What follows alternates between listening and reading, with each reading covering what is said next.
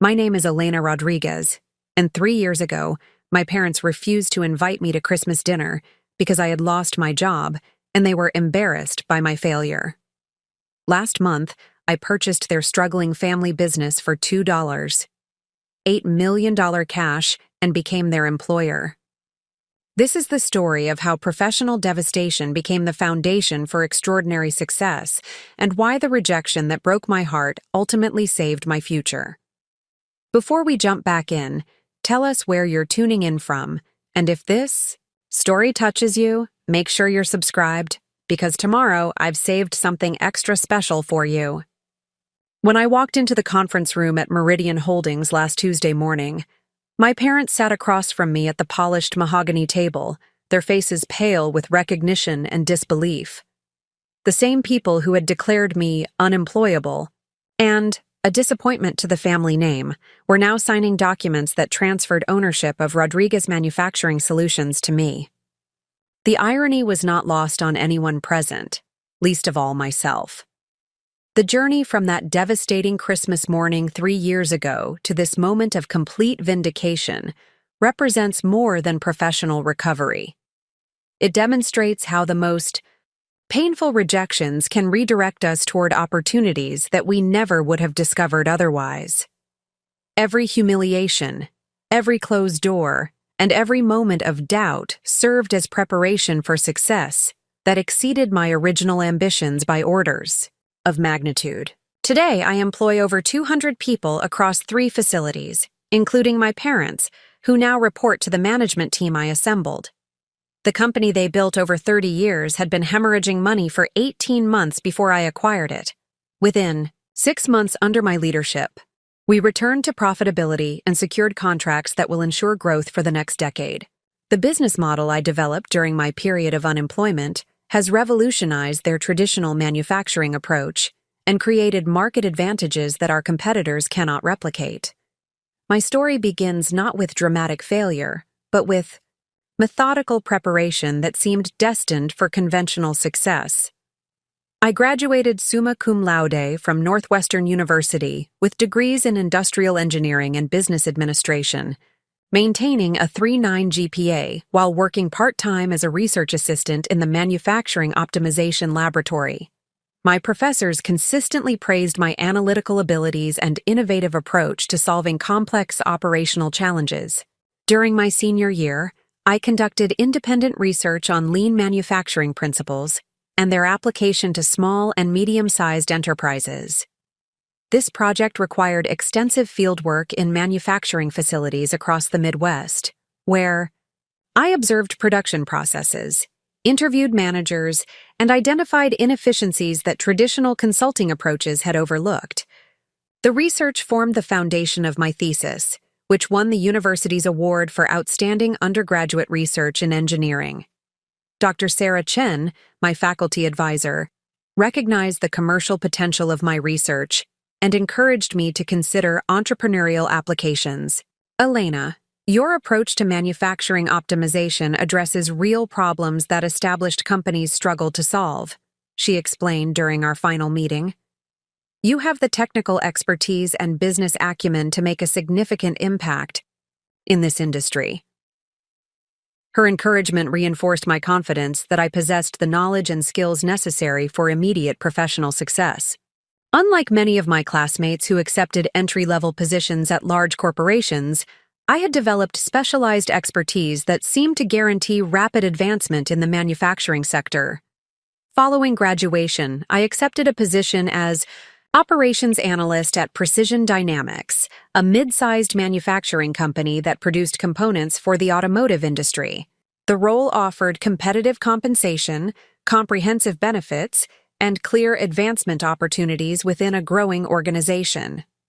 My supervisor, Michael Torres, had reviewed my academic research and expressed enthusiasm about implementing my optimization techniques within their production processes. For 2 years, I thrived in this environment. I successfully implemented lean manufacturing principles that reduced waste by 23% and improved production efficiency by 31%.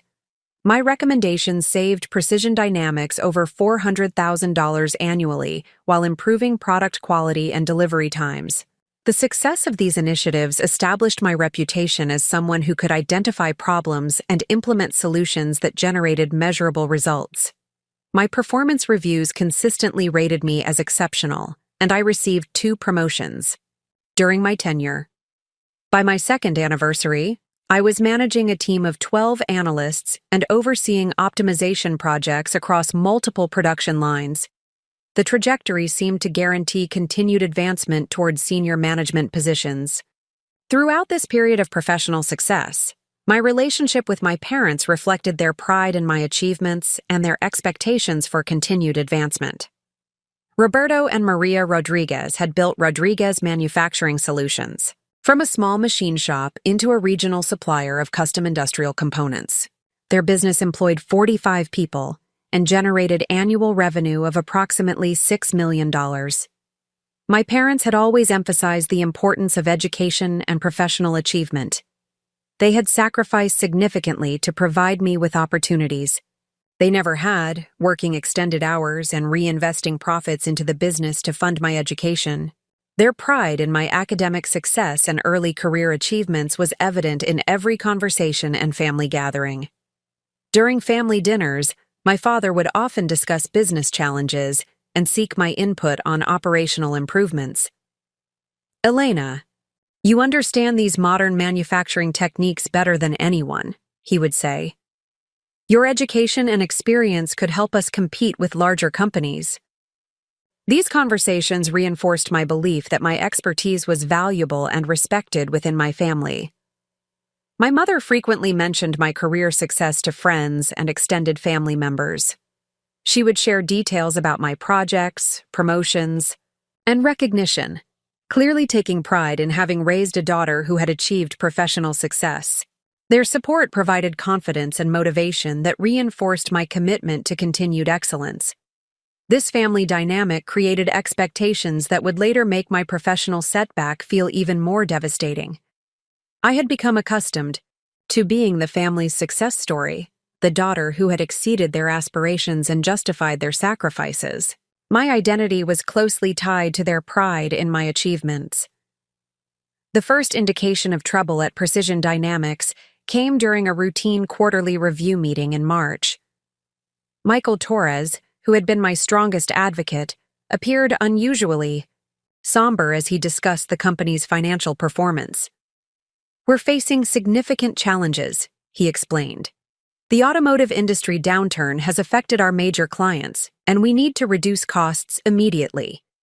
Over the following weeks, it became clear that Precision Dynamics was experiencing more than temporary market fluctuations. Several major clients had canceled contracts or reduced orders substantially. The company's revenue had declined by 35% in the previous 6 months, creating financial pressure that threatened the survival of the business. Management implemented cost reduction measures that included salary freezes, reduced benefits, and elimination of non-essential projects.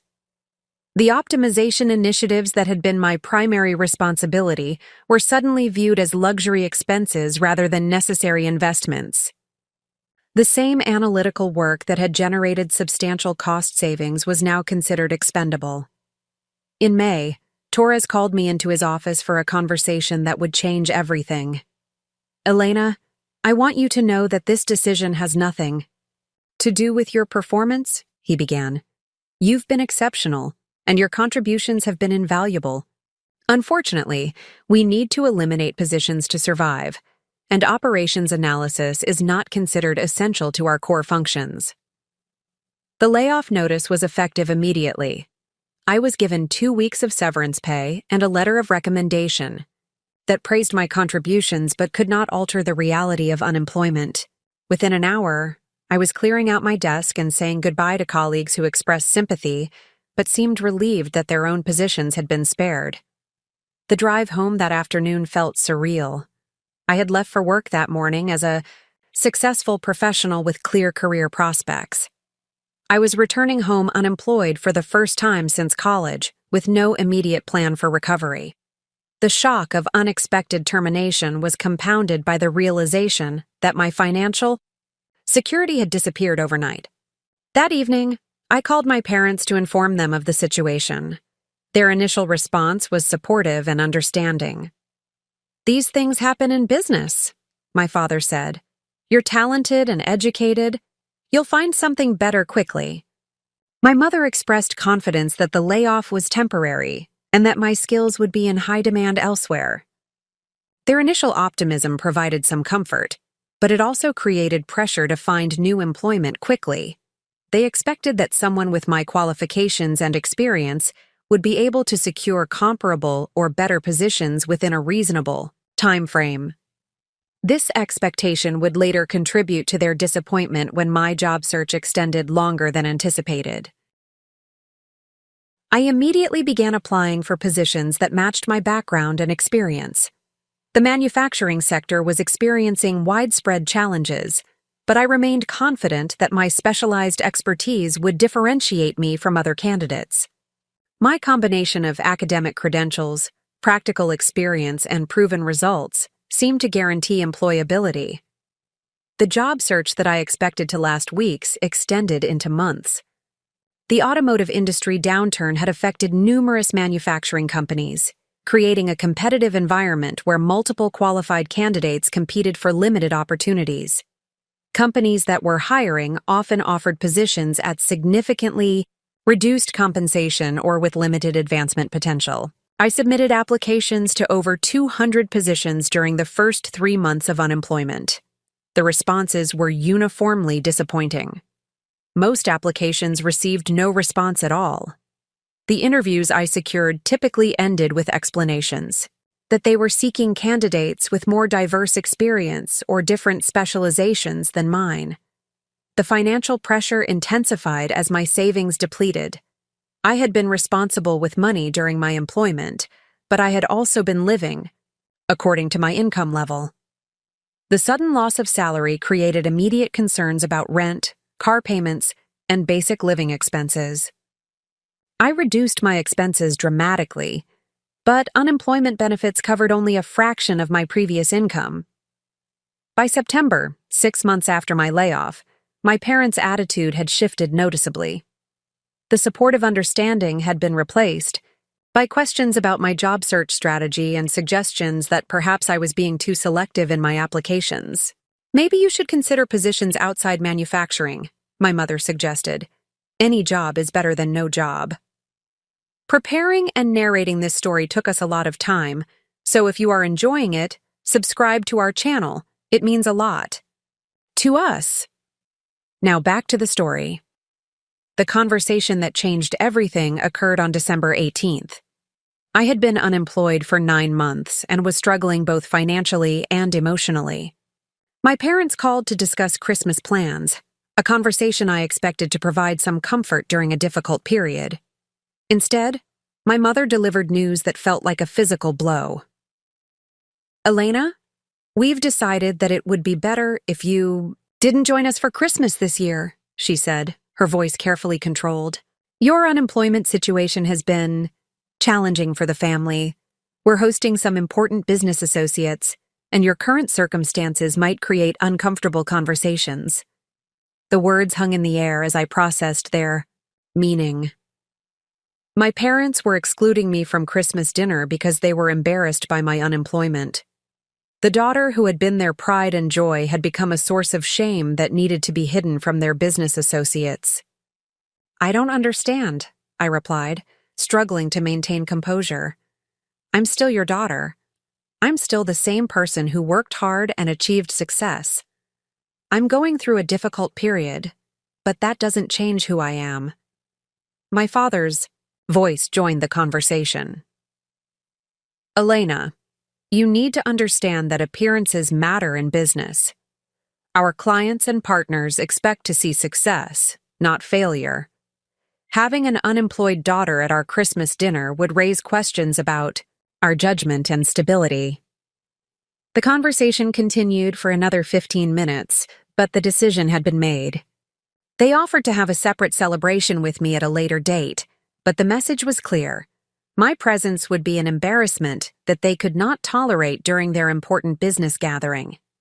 After ending that phone call, I sat in my small apartment staring at the Christmas tree I had decorated in anticipation of spending the holiday with family. The loneliness was overwhelming, but beneath the pain, something else was emerging. The rejection had clarified my situation in a way that months of job searching had not. For the first time since losing my job, I stopped focusing on finding employment and started considering alternatives. The same analytical skills that had made me successful at Precision Dynamics could be applied to understanding my own situation and identifying opportunities that others missed. That evening, I made a decision that would ultimately transform rejection into opportunity. Instead of continuing to seek employment in a challenging market, I would develop my own business that leveraged my expertise in manufacturing optimization. The knowledge and experience I had gained could be valuable to companies facing the same challenges that had affected my previous employer. I spent the remainder of December developing a business plan for a manufacturing consulting practice. The approach would focus on small and medium-sized manufacturers who needed operational improvements, but could not afford the expensive consulting firms that served large corporations. My specialized knowledge and practical experience would provide value that traditional consultants could not match. The business model I developed addressed a genuine market need that I had observed during my job search. Many manufacturing companies were struggling with efficiency problems, but lacked the resources to implement comprehensive solutions. My approach would provide customized optimization strategies at costs that smaller companies could afford. The Buy consulting practice I launched in January represented more than an alternative to traditional employment. It provided a way to apply my expertise directly to solving problems that I understood better than anyone else. The months of unemployment had given me insights into the manufacturing industry's challenges that would have been impossible to gain while employed at a single company. My first client was a small metal fabrication company that was struggling with production delays and cost overruns. The owner, David Kim, had heard about my background through a mutual contact and was willing to try a different approach to solving his operational problems. The project fee was modest, but it provided an opportunity to demonstrate the value of my methods. Within 6 weeks, I had identified inefficiencies that were costing Kim's company over $8,000 monthly. The solutions I implemented reduced waste by 40% and improved delivery times by 50%. The financial impact was immediate and substantial, providing Kim with cost savings that exceeded my consulting fee within the first month. Word of this success spread quickly within the local manufacturing community. Small business owners who had been struggling with similar problems began contacting me for assistance. Within 3 months, I had more potential clients than I could serve individually. The demand for my services led to the expansion of my business model. I began developing standardized assessment tools and implementation guides that would allow me to serve more clients efficiently.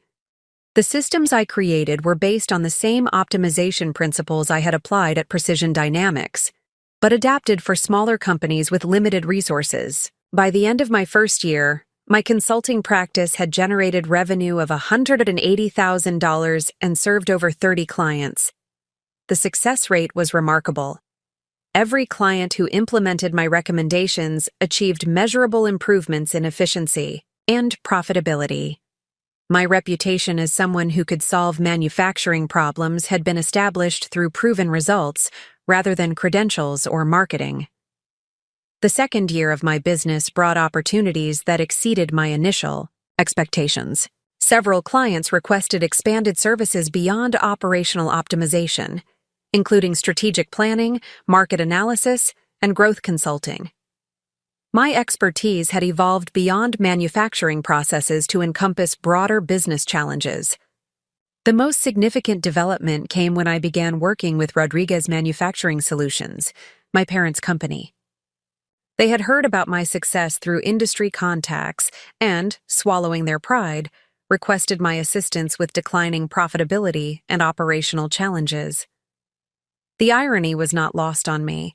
The same parents who had excluded me from Christmas, because of my unemployment, were now seeking my professional expertise to save their business. I accepted the engagement, but strictly as a business relationship rather than a family favor. The analysis I conducted revealed that Rodriguez Manufacturing Solutions was facing the same challenges that had affected many companies in the industry. However, their problems were compounded by outdated processes, inefficient resource allocation, and lack of strategic planning for market changes. My recommendations included comprehensive operational improvements that would require significant investment but would position the company for long-term success. The implementation would take 18 months and would fundamentally transform how they conducted business. This project marked the beginning of my transformation from consultant to business owner. The success of my recommendations and the growth of my client base had created opportunities that I had never anticipated when I started the consulting practice. The rejection that had seemed like the end of my career had actually been the beginning of success that exceeded anything I could have achieved through traditional employment. The pain of exclusion had provided the motivation necessary to create something extraordinary from circumstances that initially seemed devastating.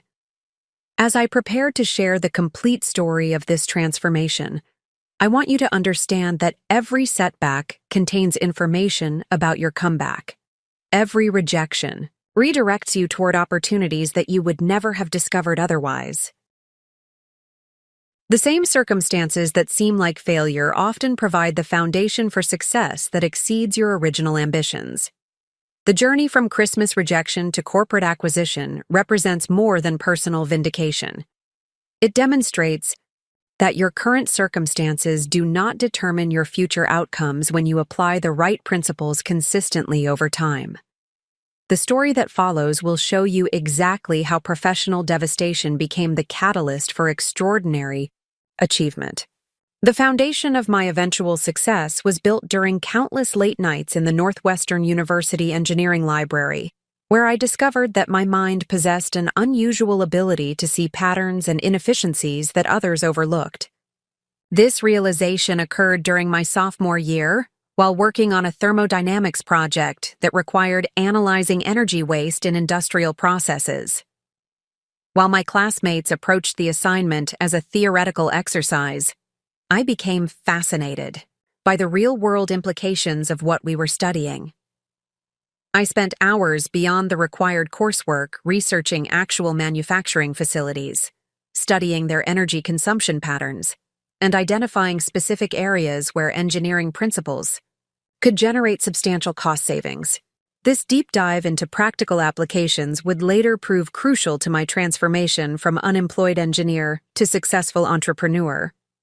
Professor David Langston, who taught our Advanced Manufacturing Systems course, noticed my tendency to connect theoretical concepts with practical solutions.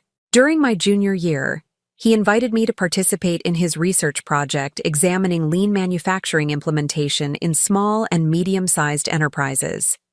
This opportunity provided my first exposure to the challenges that would later become the foundation of my consulting business. The research project required visiting manufacturing facilities throughout Illinois, Wisconsin, and Indiana, documenting their production processes, and identifying opportunities for efficiency improvements. I interviewed plant managers, observed assembly line operations, and analyzed financial data that revealed how seemingly minor inefficiencies could accumulate into significant financial losses. At Midwest Precision Components in Milwaukee, I observed a metal stamping operation where the setup time between product runs consumed nearly 30% of total production capacity. The plant manager, Robert Chen, explained that they had accepted this inefficiency as unavoidable because their product mix required frequent changeovers between different part specifications. I spent 3 days studying their changeover process, timing each step and identifying bottlenecks that extended setup duration unnecessarily. My analysis revealed that simple reorganization of tools and materials could reduce changeover time by 60%, effectively increasing their production capacity by 18% without additional equipment investment. When I presented these findings to Chen, His reaction was immediate and enthusiastic. "In 20 years of manufacturing, nobody has ever shown me how to solve this problem," he said.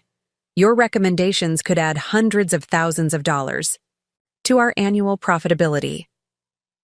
This validation confirmed that my analytical approach could generate genuine value for manufacturing companies.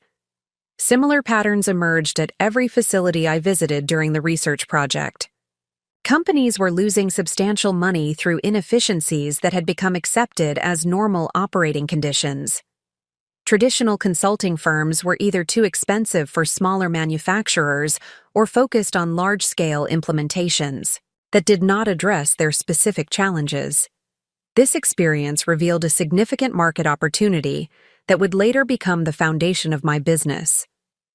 Small and medium-sized manufacturers needed optimization expertise but lacked access to affordable solutions that addressed their unique constraints and requirements. My senior thesis project focused on developing a systematic methodology for implementing lean manufacturing principles in companies with fewer than 200 employees.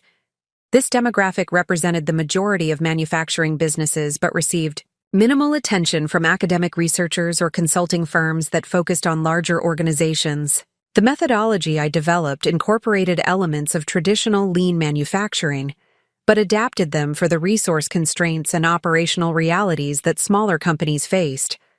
Rather than requiring expensive consultants or extensive training programs, my approach emphasized simple, implementable changes that could generate immediate results. The research required extensive fieldwork and data collection that provided insights into the specific challenges that smaller manufacturers encountered. I documented case studies from 15 different companies, measuring the financial impact of various optimization strategies, and identifying which approaches delivered the best return on investment. One particularly significant case study involved Heritage Tool and Die, a family-owned manufacturer in Rockford that employed 43 people and produced custom tooling for the automotive industry. The company was struggling with declining profitability despite steady demand for their products. My analysis revealed that their production planning process was creating unnecessary complexity that increased costs throughout their operation. They were scheduling jobs based on customer deadlines rather than optimizing for efficient material flow and machine utilization. This approach required excessive inventory, extended production cycles, and created coordination problems that affected quality and delivery performance. I developed a revised production planning system that balanced customer requirements with operational efficiency. The implementation reduced work-in-process inventory by 40%, shortened average production cycles by 25%, and improved on-time delivery performance from 78% to 96%. The financial impact was substantial. Heritage Tool and Die reduced their operating costs by $87,000 annually, while improving customer satisfaction and creating capacity for additional business. Company owner Margaret Walsh credited my recommendations with saving her business from potential closure. Elena's analysis identified problems that we had lived with for years without understanding their true cost, Walsh explained. Her solutions were practical and achievable, not theoretical concepts that we couldn't implement with our resources.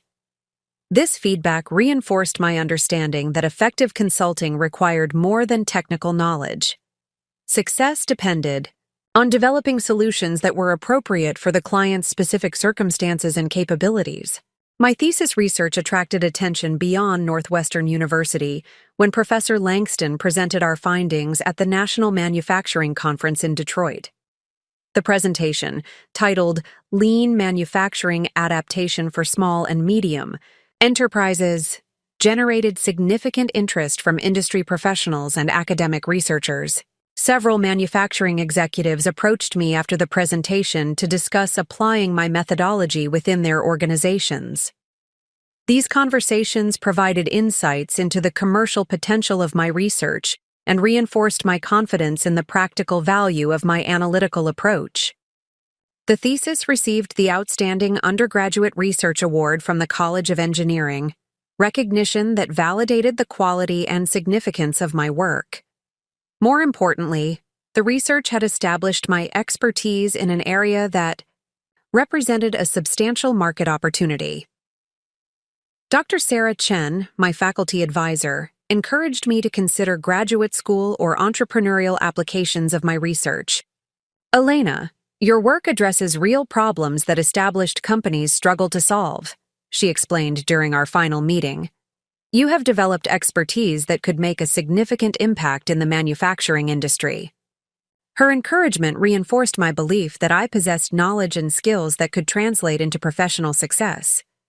The combination of academic excellence and practical business insights seemed to guarantee rapid advancement in the manufacturing sector. During my final semester, I was recruited by several companies that had learned about my research through industry publications and conference presentations. The attention from potential employers confirmed that my specialized expertise was valued in the marketplace and would provide competitive advantages in my career development. The position at Precision Dynamics represented everything I had hoped to achieve upon graduation. The company manufactured precision components for automotive and aerospace applications, employing over 300 people across 2 facilities in Illinois and Michigan.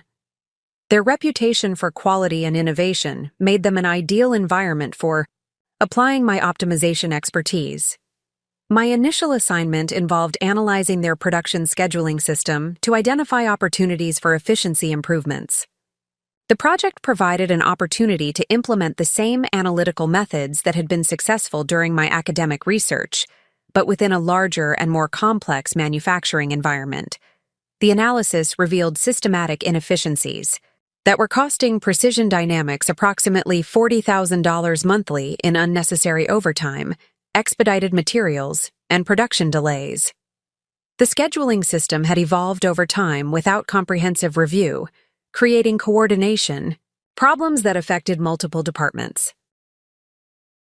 I developed a revised scheduling methodology that balanced production capacity with customer requirements while minimizing disruption to established workflows.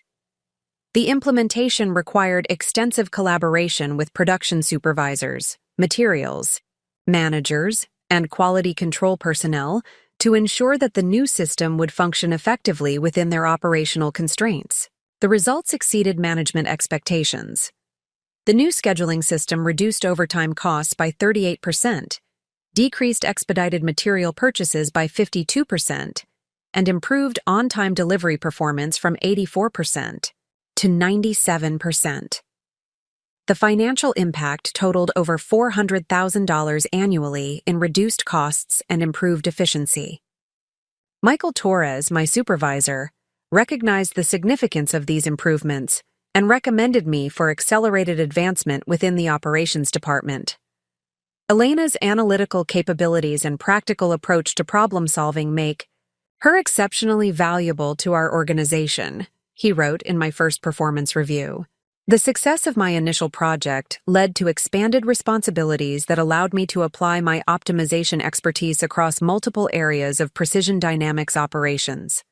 I was assigned to analyze their inventory management system, supplier coordination processes, and quality control procedures. Each analysis revealed opportunities for improvement that generated substantial cost savings and operational benefits.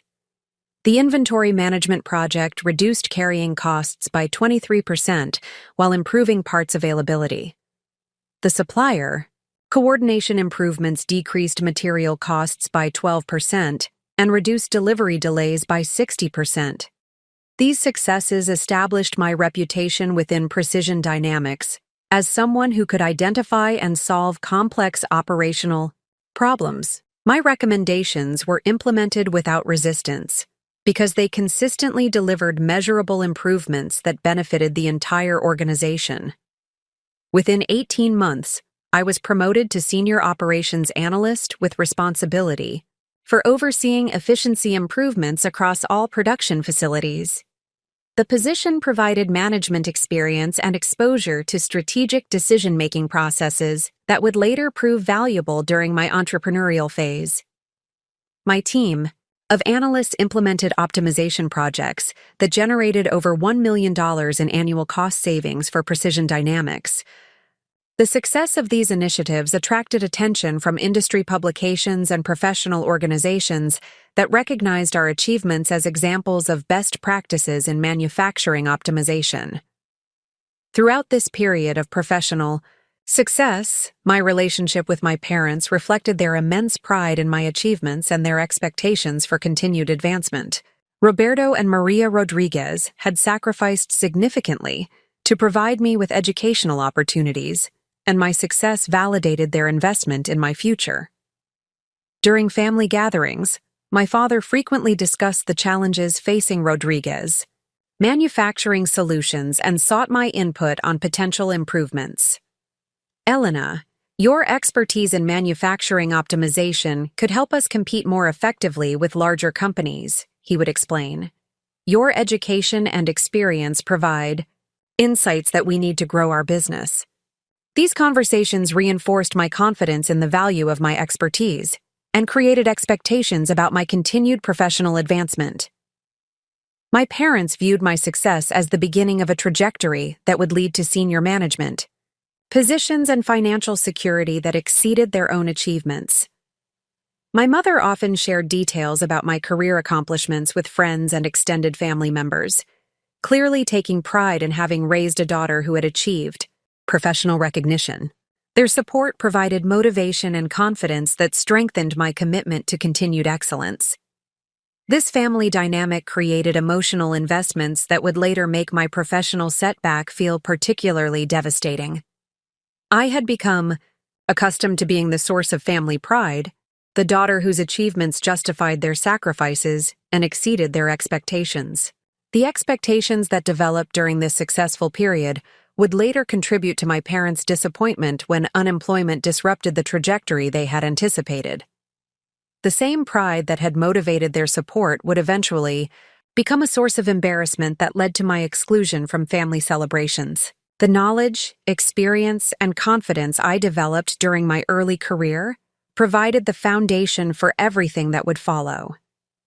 The analytical skills that generated success at Precision Dynamics would later become the basis for my consulting business. The understanding of manufacturing challenges that I gained through various projects would inform the solutions I developed for my own clients. Most importantly, the recognition I received for solving complex operational problems established my credibility as someone who could identify opportunities that others overlooked. This reputation would prove crucial when I needed to attract clients during the early stages of my consulting practice.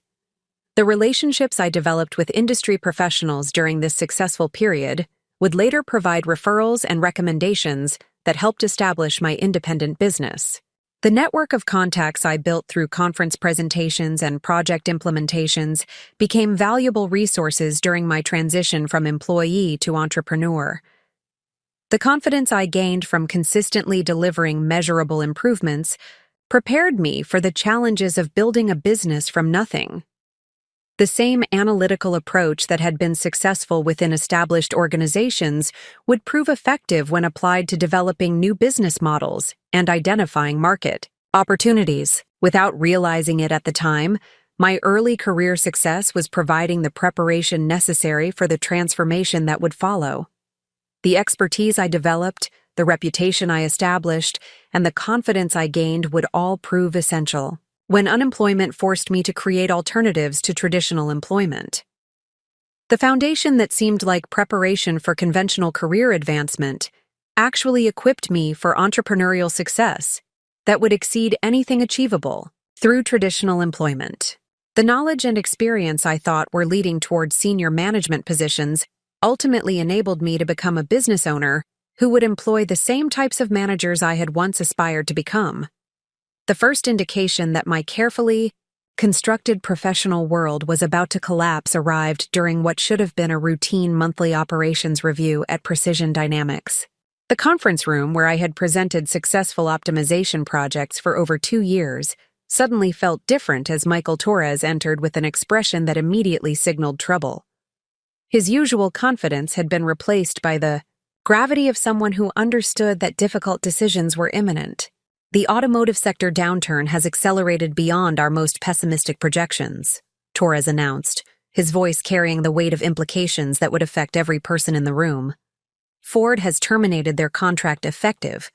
Immediately, General Motors has reduced their quarterly orders by 78%, and Chrysler is demanding price reductions that would eliminate our profit margins entirely.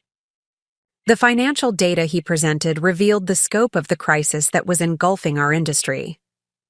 Revenue projections for the next 12 months showed a decline of 56% compared to the previous year, with no realistic prospects for recovery in the foreseeable future. The stable contracts that had provided the foundation for our business model had been systematically canceled or renegotiated under terms that threatened our survival. Dr. Patricia Vega, our Chief Financial Officer, supplemented Torres's presentation with analyses that quantified the severity of our situation. We are facing an existential threat that requires immediate and comprehensive cost reduction, she explained. Without dramatic restructuring, Precision Dynamics will cease operations. Within 6 months, the methodical approach to downsizing that followed demonstrated how quickly years of growth and success could be dismantled when external forces beyond organizational control created industry-wide disruption. The expansion plans that had been approved just months earlier were immediately canceled. The equipment purchases that would have improved our competitive position were postponed indefinitely. Most significantly for my circumstances, the operational optimization initiatives that had been my primary responsibility were suddenly classified as non-essential expenses rather than strategic investments. The analytical work that had generated over $1 million in annual cost savings was now viewed as a luxury that the company could no longer afford. The systematic elimination of my responsibilities began with the cancellation of projects that had been approved and initiated. During more optimistic periods, the inventory management system redesign that would have revolutionized our supply chain coordination was terminated despite 6 months of development work that had already demonstrated significant potential benefits. The supplier relationship optimization program that had been generating measurable cost reductions was suspended indefinitely, despite preliminary results that exceeded our most optimistic projections.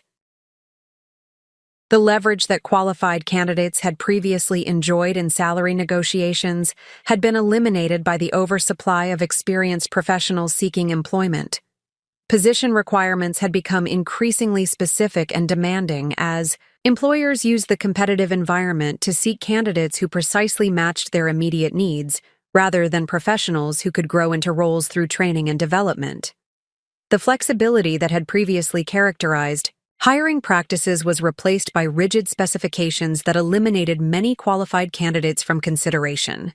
The application process itself had become more time-intensive and impersonal, as companies implemented screening procedures designed to manage the overwhelming number of applications they were receiving for each available position. Automated systems filtered applications based on keyword matching rather than comprehensive evaluation of candidate qualifications and potential contributions. Interview processes that had previously focused on cultural fit and growth potential became intensive evaluations of technical skills and immediate productivity capabilities. Companies were seeking candidates who could contribute value immediately, rather than professionals who represented long-term investment opportunities. Professional references who had previously provided enthusiastic recommendations began expressing concern about my extended unemployment period and suggesting that I consider positions below my qualification level or in different industries entirely. The support network that had facilitated previous career transitions was becoming a source of pressure to accept whatever employment became available. The professional setback that I had initially presented to my parents as a temporary challenge became a source of growing concern and disappointment as my unemployment extended beyond the time frame they considered reasonable for someone with my qualifications and experience. Their pride in my achievements was gradually replaced by anxiety about my career prospects and frustration with my apparent inability to secure appropriate employment.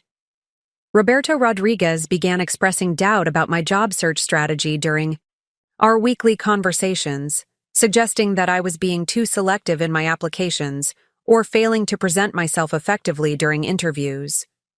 Elena, perhaps you should consider positions outside manufacturing or accept lower compensation temporarily, he advised. Any employment is preferable to continued unemployment. Maria Rodriguez focused on the social implications of my extended unemployment and its impact on their reputation within their business community. People are beginning to ask questions about your situation, she explained. I am finding it increasingly difficult to explain why someone with your education and experience remains unemployed for such an extended period. These conversations revealed how my professional crisis was affecting my parents' social standing and business relationships. The daughter who had been a source of pride was becoming a source of embarrassment that required explanation or justification to their professional peers and social contacts. The expectations that had developed during my successful career created additional pressure as my parents struggled to reconcile their image of my capabilities with the reality of my employment difficulties. They had become accustomed to sharing news about my professional achievements and found the absence of positive developments increasingly uncomfortable. The distance that developed in our relationship was gradual but unmistakable. Phone calls became less frequent and more focused on practical job search advice rather than emotional support. Family gatherings became less comfortable as conversations about my situation dominated interactions that had previously been sources of enjoyment and connection. As December approached, marking nearly 10 months since my initial layoff notice, the employment situation that I had expected to resolve quickly had become a prolonged crisis with no clear resolution in sight. The financial pressure had intensified to the point where basic survival was becoming increasingly difficult to maintain. The Christmas season that had traditionally been a source of joy and family connection became a reminder of how dramatically my circumstances had changed and how far I had fallen from the success that had previously characterized my life. The holiday celebrations that should have provided comfort during difficult times instead highlighted the extent of my professional and personal failures. The phone conversation with my parents on December 18th represented the culmination of months of growing disappointment and embarrassment about my circumstances. Their decision to exclude me from Christmas dinner because of my unemployment status confirmed that my professional failure had cost me not only my career and financial security, but also my place within my own family structure. The rejection that followed was comprehensive and devastating. Every foundation that had supported my adult identity had been systematically destroyed by circumstances beyond my control, and my inability to recover within the time frame that others considered reasonable for someone with my qualifications. Yet this complete destruction would ultimately prove to be the necessary clearing of ground for construction of something entirely different and more valuable than what had been lost. The devastation that seemed like the end of my story was actually the preparation for transformation that would exceed my original ambitions by orders of magnitude and provide the foundation for success that traditional employment paths could never have achieved. The hours following my parents' phone call on December 18th stretched endlessly as I sat in my modest apartment, surrounded by evidence of a life that had fundamentally changed. The Christmas decorations I had optimistically arranged now seemed to mock my circumstances, serving as reminders of celebrations I would not attend and connections I had apparently lost. The rejection from my own family crystallized the complete isolation that 9 months of unemployment had created. That evening marked the first time I genuinely considered that my professional recovery might not follow the timeline I had envisioned. The hundreds of applications, dozens of interviews, and countless networking conversations had produced nothing except deeper understanding of how dramatically the manufacturing employment landscape had shifted. The expertise that had once made me valuable seemed irrelevant in a market where survival took precedence over optimization. The financial calculations I performed that night revealed the stark reality of my situation. My savings account contained $1,947, barely sufficient to cover January rent and basic utilities. Credit card balances had grown to over $23,000, as I maintained minimum payments while covering living expenses that exceeded my unemployment benefits. The student loan payments I had deferred were accumulating interest that would make future repayment increasingly difficult. More significantly, the unemployment benefits that had provided minimal financial support were scheduled to expire on January 15th. Without immediate employment, I would face complete financial collapse within 3 weeks.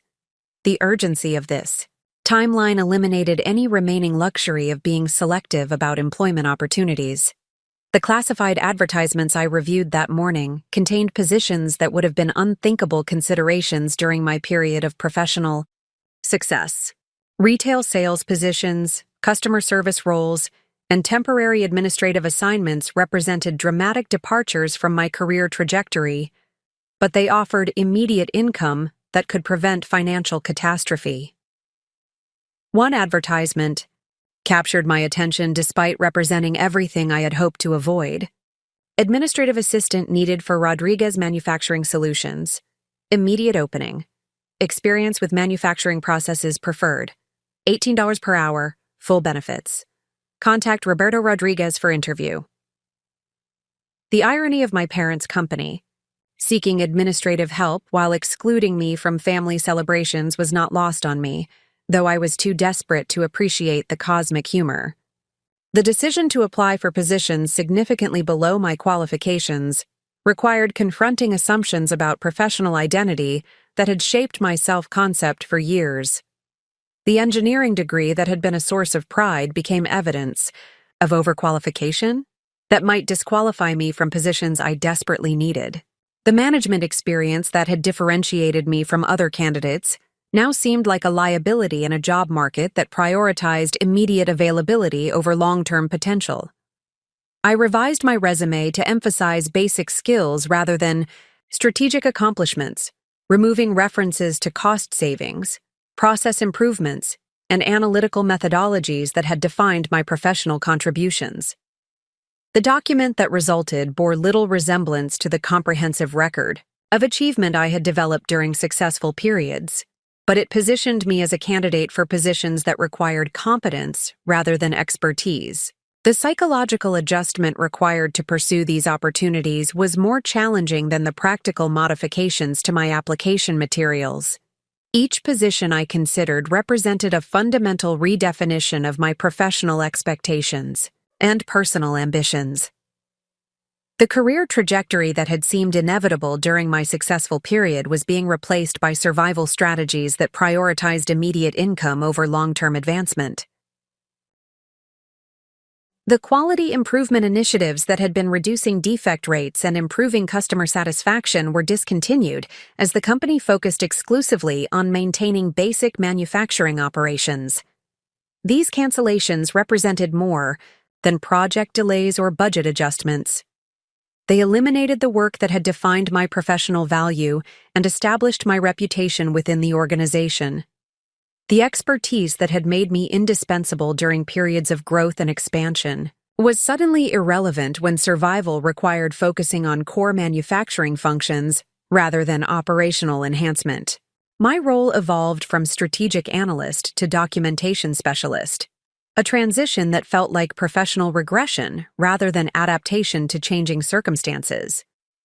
Instead of identifying opportunities for improvement and developing implementation strategies, I was assigned to document which activities could be eliminated to reduce operational expenses. The irony was particularly painful. The same analytical skills that had been used to optimize operations were now being applied to systematically dismantle the systems and processes I had developed. The methodologies that had created value were being used to identify which valuable activities could be sacrificed to preserve basic organizational survival. The collaborative relationships that had made my work rewarding were strained by uncertainty about who would survive the continuing restructuring efforts. Colleagues who had previously sought my input on operational challenges began avoiding conversations about the future, recognizing that discussing improvement initiatives was inappropriate when layoffs were imminent. James Morrison, a production supervisor who had been instrumental in implementing several of my optimization projects, expressed the sentiment that many felt but few verbalized.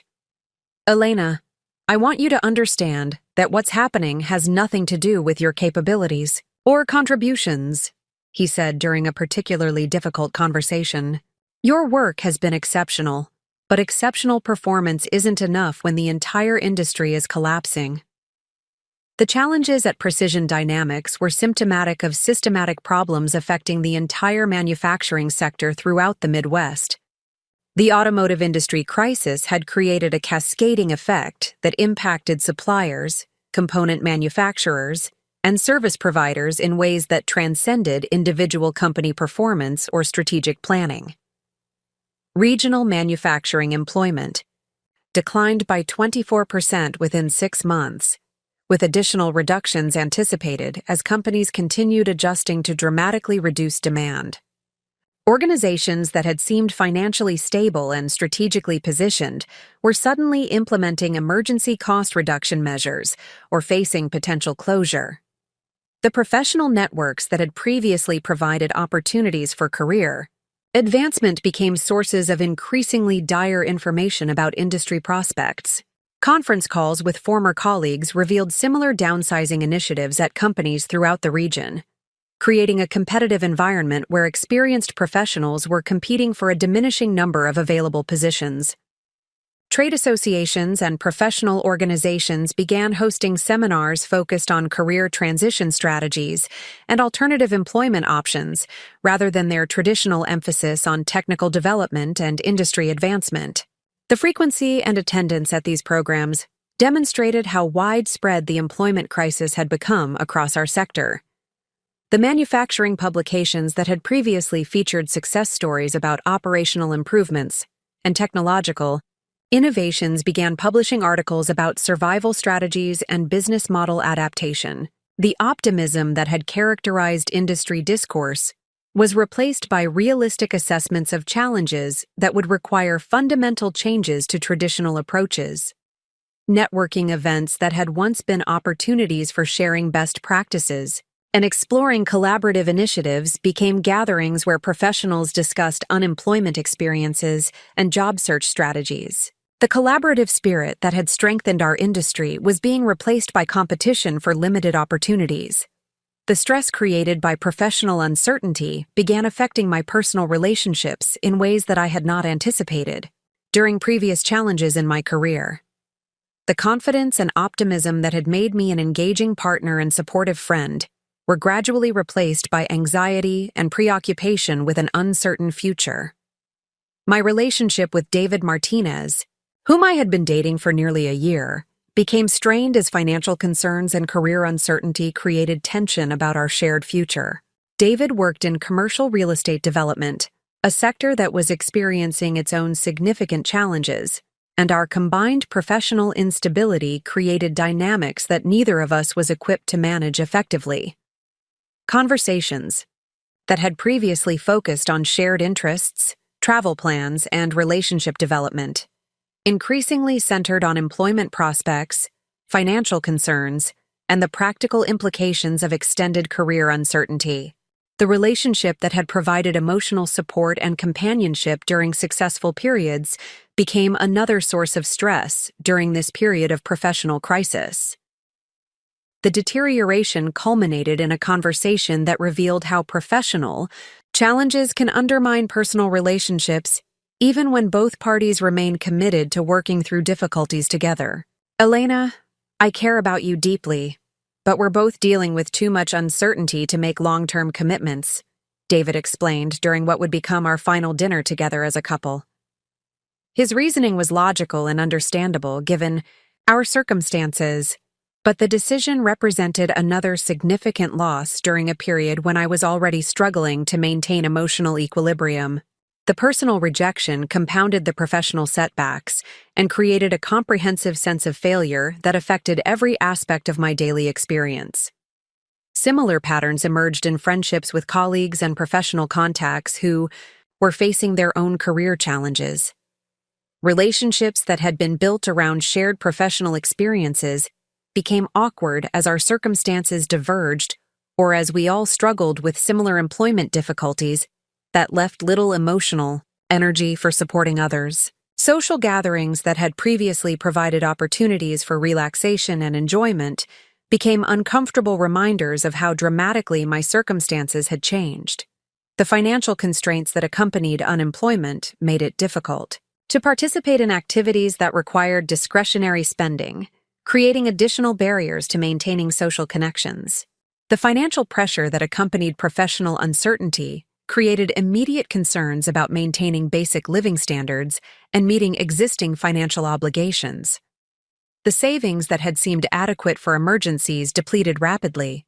When faced with the extended unemployment that had become increasingly likely as industry conditions continued deteriorating, the monthly expenses that had been manageable with regular employment income became overwhelming obligations when unemployment benefits provided only a fraction of my previous compensation.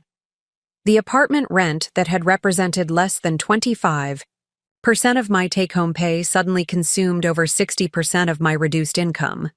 Credit card balances increased steadily as I maintained minimum payments on existing obligations while covering basic living expenses that exceeded my unemployment benefits. The debt accumulation created additional anxiety about my ability to recover financially, even if employment opportunities eventually materialized in the improving economic conditions that seemed increasingly unlikely. The student loans that I had been repaying steadily during my successful career became another source of financial pressure when the servicer refused my request for payment deferral. The monthly obligations that had been routine during employment became impossible to meet without depleting the savings I needed to preserve for basic survival expenses. Food and transportation costs required careful budgeting that affected every aspect of my daily routine.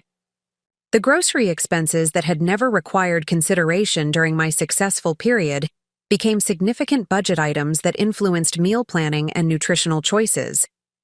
The fuel costs for job interviews and networking events reduced the resources available for other necessary expenses. The psychological impact of financial constraint was as challenging as the practical limitations it imposed. The freedom and confidence that financial security had provided were replaced by constant calculation and worry about every expenditure. The generosity and spontaneity that had characterized my approach to money during successful periods were replaced by careful budgeting and deferred gratification. The job search that I initiated immediately after receiving notice of my impending layoff revealed how dramatically the employment landscape had changed during the months leading up to my termination. The manufacturing sector that had previously offered abundant opportunities for qualified professionals had become intensely competitive as experienced candidates competed for limited available positions. Companies that were hiring often offered positions at compensation levels significantly below industry standards, with reduced benefits and limited advancement potential. My first interview was for a receptionist position at Miller Logistics, a transportation company that coordinated freight movement throughout the Midwest. The office manager, Sandra Williams, reviewed my abbreviated resume with obvious confusion about why someone with my background would be interested in answering phones and greeting visitors. "This seems like a significant change from your previous work," Williams observed. "Are you certain this position would meet your career objectives?" Her question highlighted the disconnect between my qualifications and the role I was pursuing, but it also provided an opportunity to demonstrate my commitment to immediate employment rather than continued job searching. "I am focused on contributing value to an organization while rebuilding my career momentum," I replied, utilizing language that positioned my circumstances as temporary adaptation rather than professional failure. "This position would provide stability while I develop new skills and identify growth opportunities within your company." The interview proceeded professionally, though Williams clearly remained uncertain about my motivations and long-term commitment. Her concerns were reasonable given the obvious mismatch between my background and the position requirements. She concluded by explaining that they would make a decision within the week and contact all candidates regardless of the outcome. The following 3 weeks produced a series of interviews that followed similar patterns. Employers were invariably confused by the contrast between my qualifications and their position requirements, often questioning my motivations or expressing concern about my long-term commitment to roles that offered limited advancement potential. At Midwest Office Solutions, the hiring manager, Kevin Thompson, was direct about his concerns. "Elena, your background suggests you would be looking for other opportunities as soon as the manufacturing market recovers," he explained. "We need someone who will be satisfied with this position for the foreseeable future." These conversations revealed a fundamental challenge that I had not anticipated. My qualifications, which should have made me an attractive candidate, were actually creating barriers to employment in positions that I genuinely needed. Employers assumed that I would abandon their organizations as soon as better opportunities became available, making me a risky investment despite my obvious capabilities. The customer service position at Great Lakes Insurance required phone skills and basic computer knowledge that I possessed in abundance, but the manager, Patricia Chen, expressed concern about cultural fit. "Our environment is very different from manufacturing management," she explained. "We need someone who will be comfortable with routine tasks and detailed procedures." Her implication was clear. My background in strategic analysis and process optimization might make me unsuitable for work that required following established procedures rather than questioning or improving them. The analytical mindset that had been my greatest professional asset was now perceived as potentially disruptive to organizations that valued consistency over innovation. The temporary agency positions that should have provided immediate placement opportunities produced similar challenges. Staffing coordinators frequently suggested that I was overqualified for available assignments and would be better served by continuing to pursue positions more aligned with my experience and education. By mid-January, with unemployment benefits exhausted and no employment prospects materializing, the financial pressure reached crisis levels. The savings account that had provided minimal security was completely depleted. Credit card companies were demanding minimum payments that exceeded my non-existent income. The student loan servicer had begun sending notices about resuming required payments that I had no means to provide. The landlord, Mrs. Patterson, who had been understanding about late rent payments during the previous months, scheduled a meeting to discuss my lease obligations. "Elena, I sympathize with your situation, but I have my own financial responsibilities," she explained. "If you cannot provide January rent by the end of the week, I will need to begin eviction proceedings." The prospect of homelessness added urgency that eliminated any remaining selectivity about employment opportunities. I expanded my applications to include positions that required no previous experience and offered immediate starting dates, regardless of compensation levels or advancement potential. Food assistance programs that I had never imagined needing became necessary resources for basic nutrition.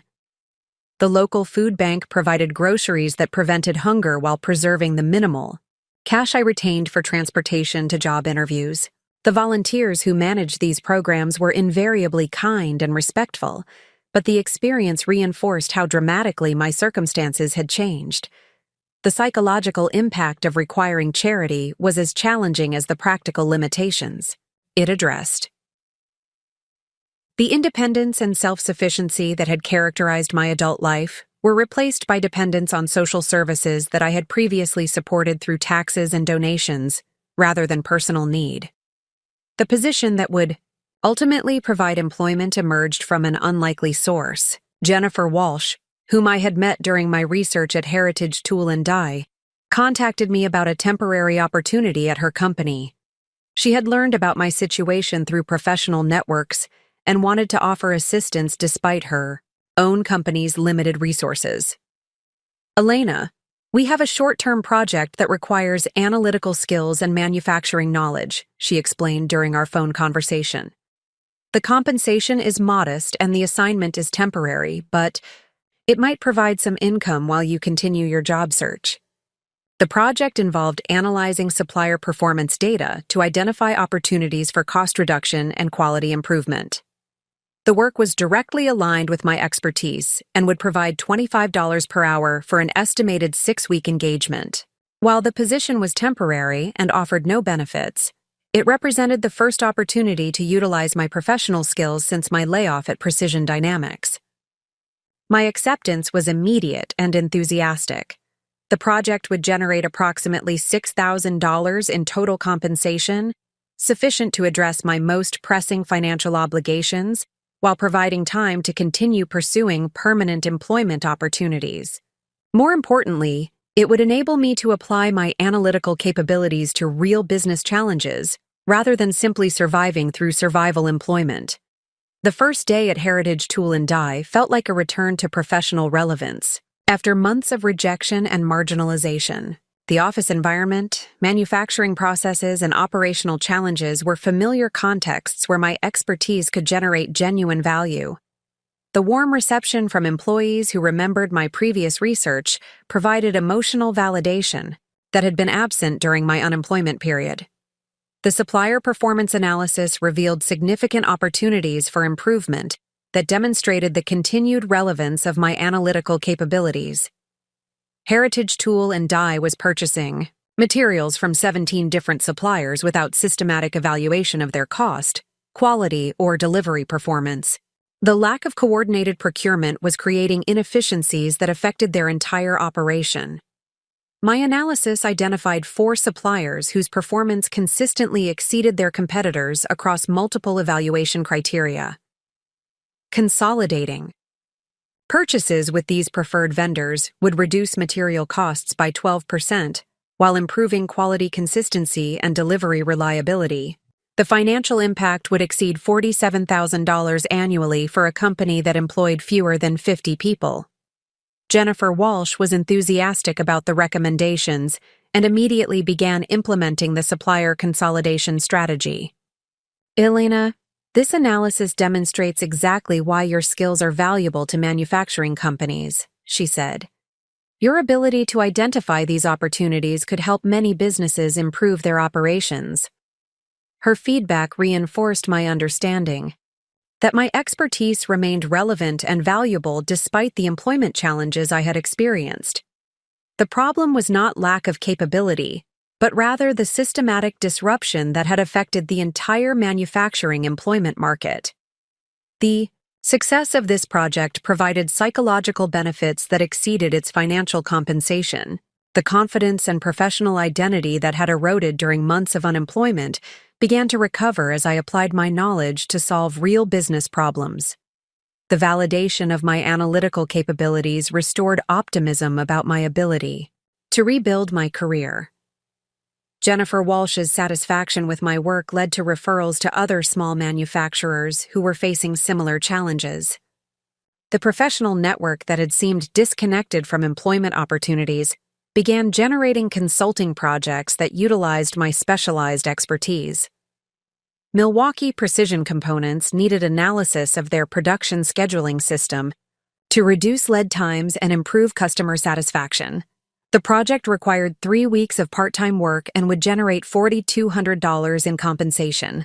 More importantly, it provided additional evidence that my skills could address real business needs despite the challenging employment environment.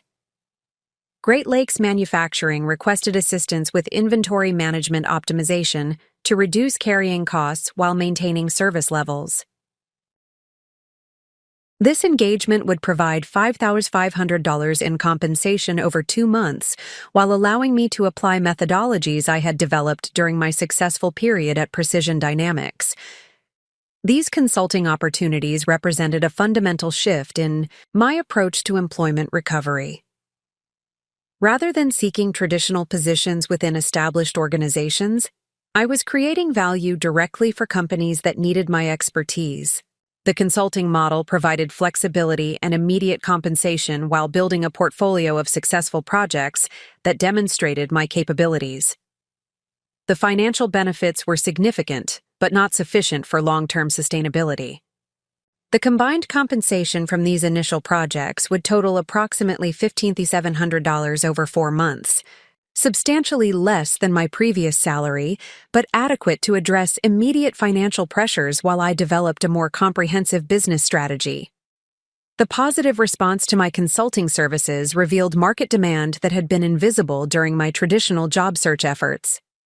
Small and medium-sized manufacturers needed operational expertise, but lacked resources to engage expensive consulting firms that served larger clients.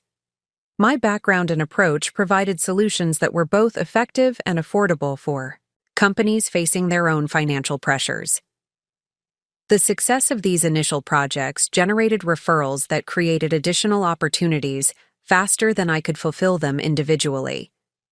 The demand exceeded my capacity to serve clients while maintaining the thorough analysis and implementation support that had made my recommendations successful. This recognition marked a fundamental transition in my thinking about employment recovery. Rather than viewing consulting as temporary income while pursuing traditional employment, I began considering it as a potential foundation for independent business development.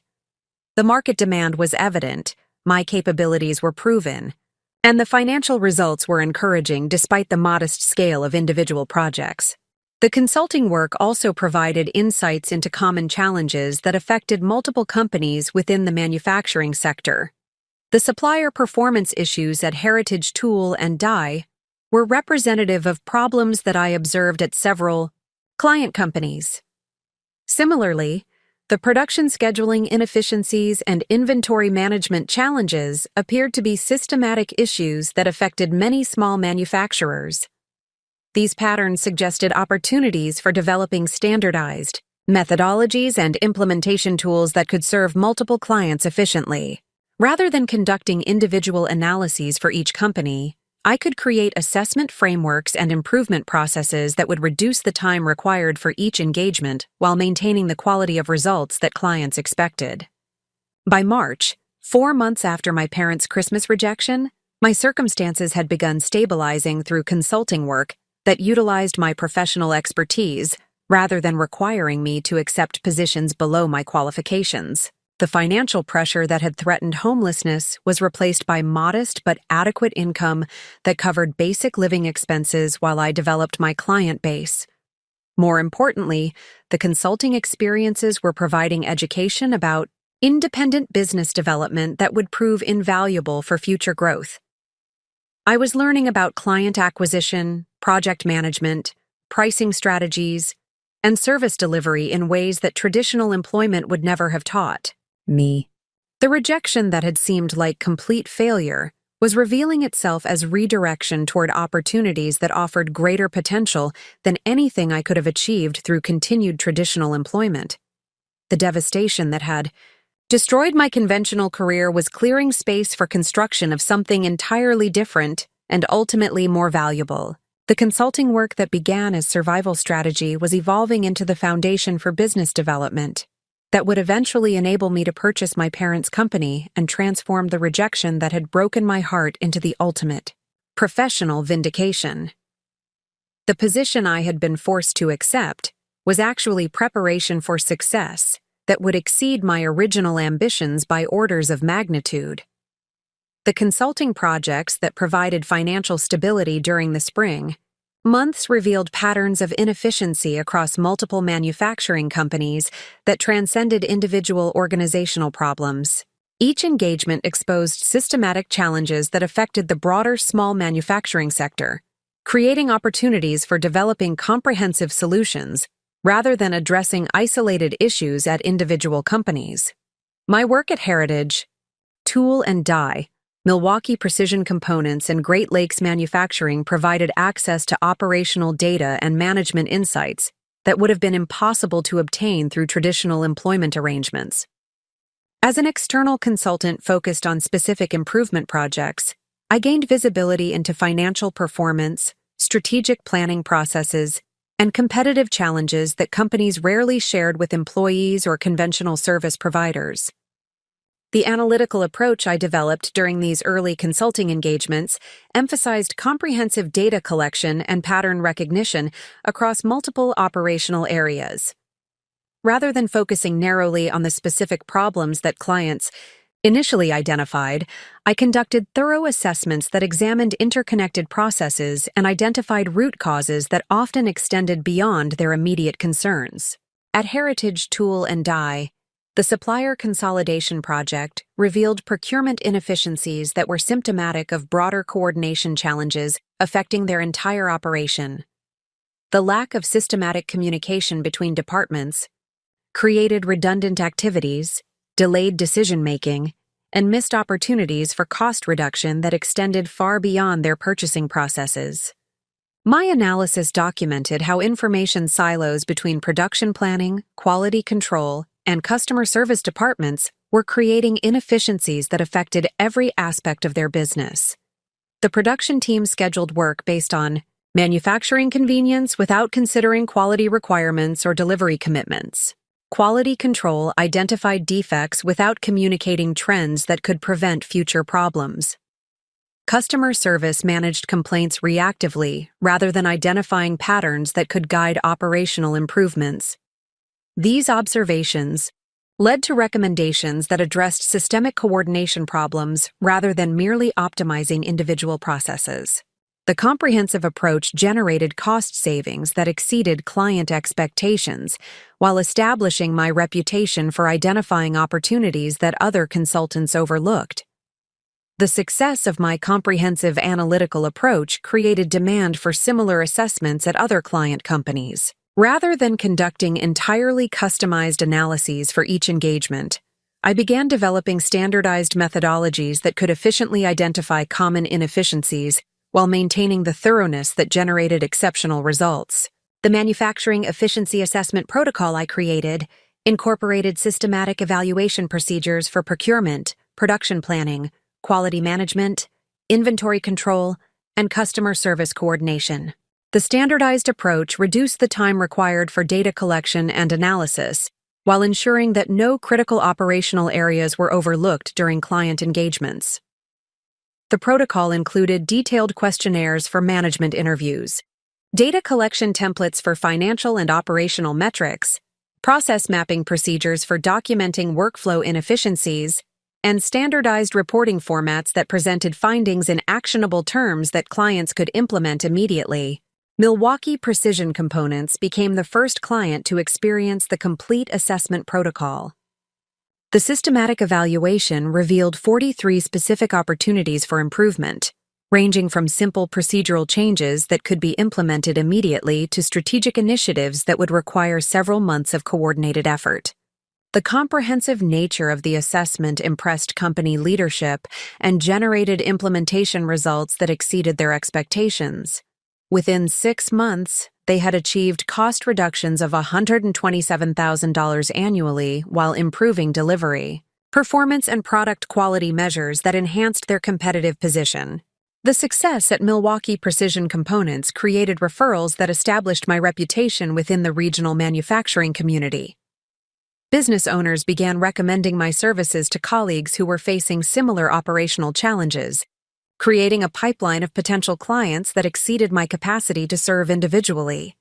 The growing demand for my analytical services created opportunities to expand beyond individual consulting projects toward more comprehensive business relationships that provided ongoing value to client companies. Rather than conducting one-time assessments and moving to new clients, I began offering implementation support and performance monitoring services that ensured sustainable results from my recommendations.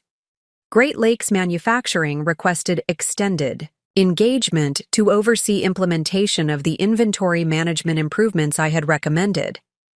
The project required 6 months of part-time involvement to redesign their procurement processes, train personnel on new procedures, and monitor performance metrics that would validate the effectiveness of the changes.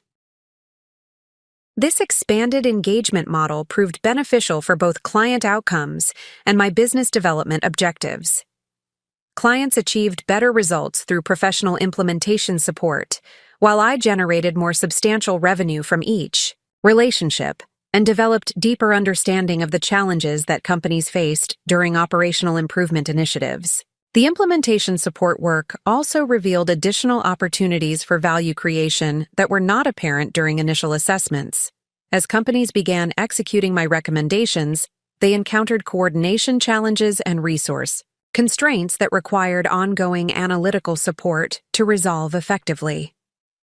These experiences led to development of comprehensive business improvement programs that combined initial assessment, detailed implementation planning, personnel training, and performance monitoring into integrated service packages. The programs provided clients with complete solutions rather than recommendations that they needed to execute independently.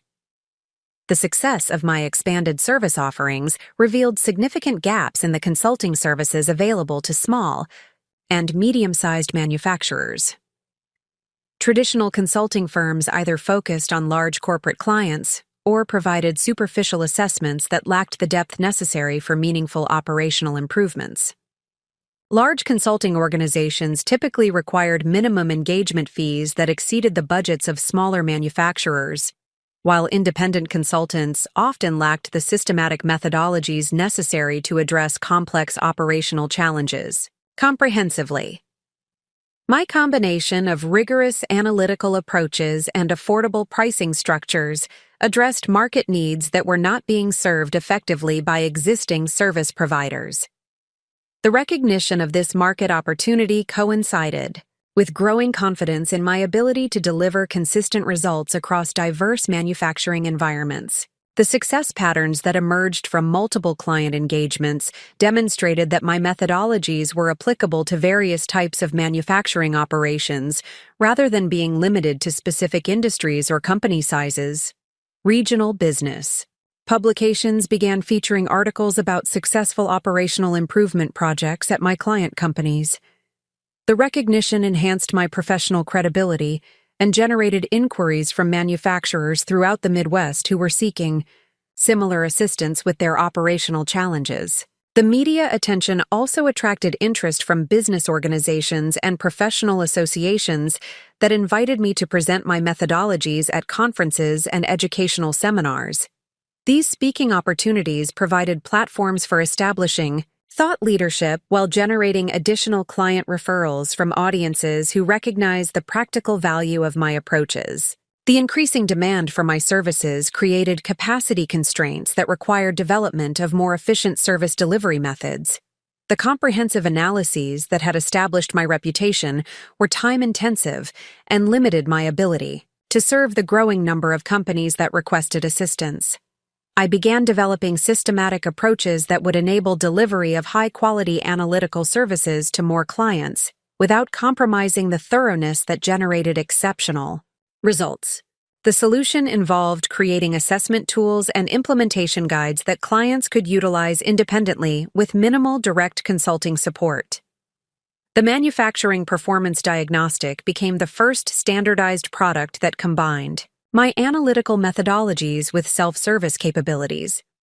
The diagnostic included comprehensive evaluation worksheets, performance benchmarking tools, and improvement planning templates that enabled companies to conduct thorough operational assessments without requiring extensive consulting support.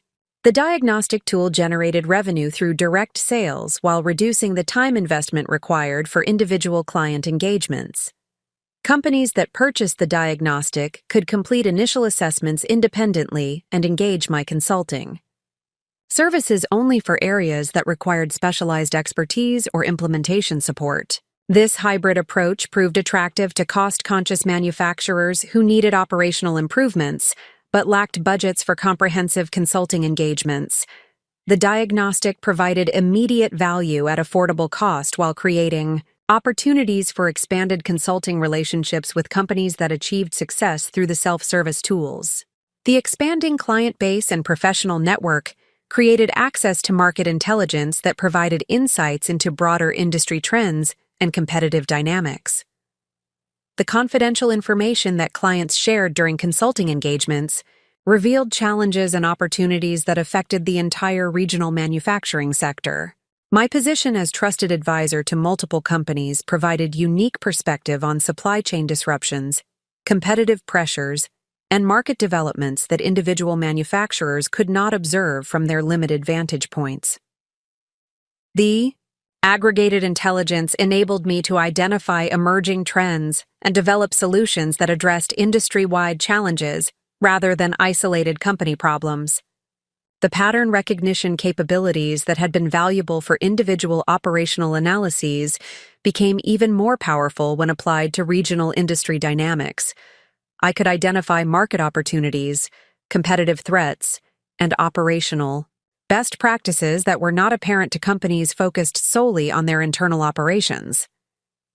This strategic intelligence proved valuable for both my business development objectives and my ability to provide exceptional value to client companies. I could advise clients about market trends that would affect their business decisions and recommend strategic initiatives that positioned them advantageously relative to competitive developments they might not have recognized independently. The comprehensive view of regional manufacturing operations revealed systematic problems that affected multiple companies and created opportunities for developing industry-wide solutions. The procurement inefficiencies, coordination challenges, and quality management issues that I observed at individual companies were representative of broader problems that limited the competitiveness of the entire small manufacturing sector. Traditional approaches to addressing these challenges focused on individual company improvements without considering the systemic factors that created similar problems across multiple organizations. My unique position provided insights into how collaborative approaches could generate benefits that exceeded what individual companies could achieve independently. The supplier relationship problems that affected most of my clients suggested opportunities for developing coordinated purchasing programs that would enable smaller manufacturers to negotiate better terms through collective volume. Similarly, the quality management challenges that appeared at multiple companies indicated needs for shared training resources and technical expertise that individual organizations could not afford independently.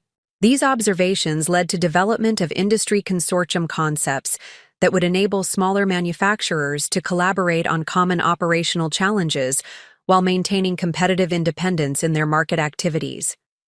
The consortium approach could provide access to resources and expertise that individual companies could not obtain cost-effectively through traditional service providers. By late summer, my consulting practice had achieved financial stability and professional recognition that exceeded my expectations when I began pursuing independent work as a survival strategy. The monthly revenue had grown to levels that provided comfortable living standards while supporting continued investment in business development activities. More importantly, the knowledge and insights I had gained through diverse client engagements had created expertise that was more comprehensive and practical than anything I could have developed through traditional employment. My understanding of manufacturing operations, market dynamics, and business improvement methodologies had been enhanced through real-world application across multiple companies and industries. The professional network that had developed through successful client relationships provided access to business opportunities, industry intelligence, and referral sources that would have taken years to develop through conventional career advancement. The reputation for delivering exceptional results had established credibility that opened doors to opportunities I could never have imagined during my period of unemployment. The consulting work that had begun as desperate alternative to traditional employment had evolved into the foundation for business success that offered greater potential than anything I could have achieved through continued employment in manufacturing companies. The rejection that had forced me to consider alternatives to conventional career paths had redirected me toward opportunities that aligned perfectly with my analytical capabilities and professional interests. The systematic observation skills that had developed during my consulting engagements represented more than professional capability development. They had fundamentally changed my perspective on business operations, market opportunities, and the potential for creating value through analytical expertise applied to real operational challenges. The confidence that had eroded during months of unemployment had been replaced by deeper understanding of my professional capabilities and their market value.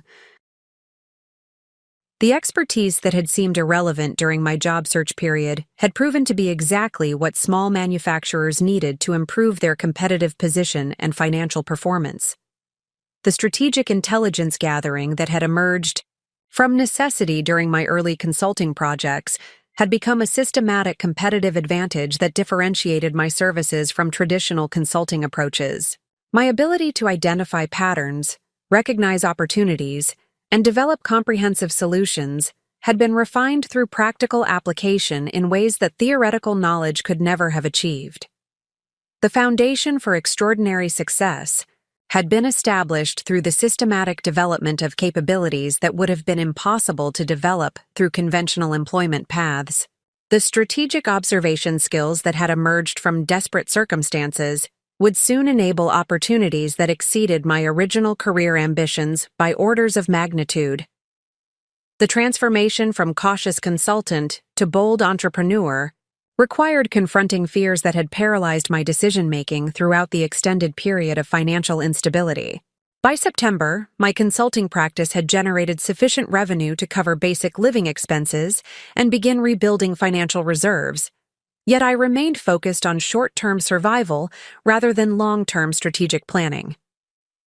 The success of individual projects had restored confidence in my professional capabilities, but translating that success into sustainable business growth would require risks that terrified me more than unemployment itself.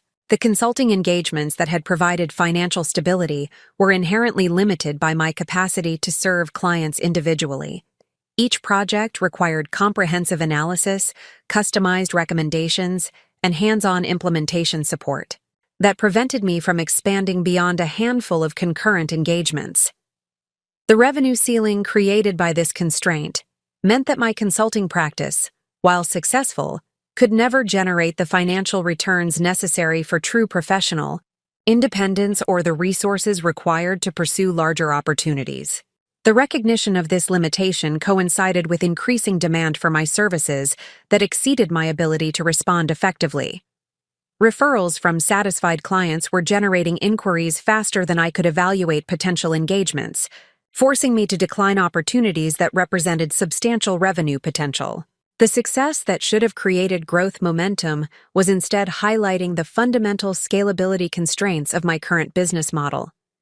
Jennifer Walsh at Heritage Tool & Die had become my most enthusiastic advocate within the regional manufacturing community. Her satisfaction with the supplier consolidation project had generated referrals to 5 additional companies within 3 months, each requesting comprehensive operational assessments similar to the work I had completed for her organization. The consistency of these referrals suggested market demand that far exceeded what I could address through individual consulting relationships. During a follow-up meeting to review implementation progress at Heritage Tool & Die, Walsh challenged me to consider expansion possibilities that I had been avoiding due to risk aversion developed during my unemployment period. "Elena, you have developed something remarkable here," she explained. "Your analytical approach is generating results that these companies have never achieved through traditional consulting relationships. You should be thinking about how to scale this methodology rather than limiting yourself to individual projects." Her observation forced me to confront the reality that my cautious approach to business development was actually limiting my potential impact and financial success. The methodologies I had developed were applicable across multiple companies and industries, yet I was treating each engagement as a unique consulting project rather than recognizing the scalable value of my systematic approach to operational improvement.